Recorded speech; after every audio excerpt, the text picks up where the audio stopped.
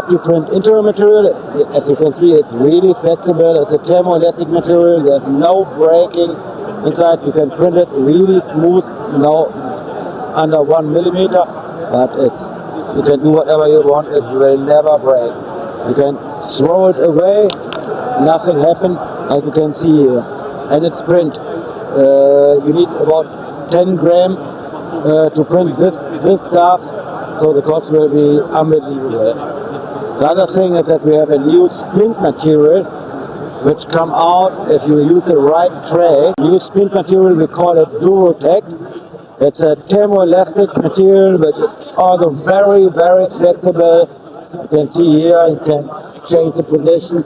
There's a memory effect into the material. If it is really comfortable in the mouth of the patient, it feels really comfortable. And if you use a good tray, the splint comes really clear, direct out of the printer. You have only to polish it a little bit to make oil inside it, and it's really, really clear. So how important is the post-processing to get it clear? It's always really important, a good post-processing. Have in your mind that you have to wash it 2 times normally with isopropanol and to cure it about 10 minutes with vacuum or nitrogen to get the biocompatibility perfect done. Sorry, is nitrogen and vacuum curing is that crucial? Is that a crucial step? Because some people cure it in a normal curing unit, which is a 405. Is that what happens if it's not cured in a vacuum and a nitrogen?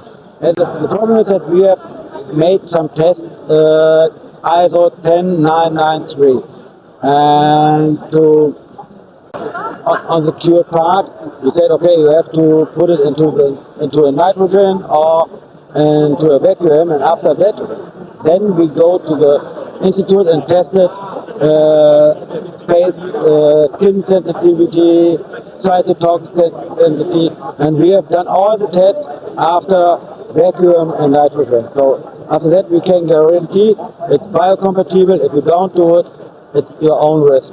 So some suppliers have told me it's that they manufactured resin so that you don't have to use a vacuum or a nitrogen. Is that a fact? I don't know what they're doing, but of course, if you have no vacuum and no nitrogen, every thing that is in the air can also go into the object from the environment. So if you want to guarantee that there's no any other things inside the printed part, we have to choose vacuum or nitrogen. From my point of view. Okay. All right.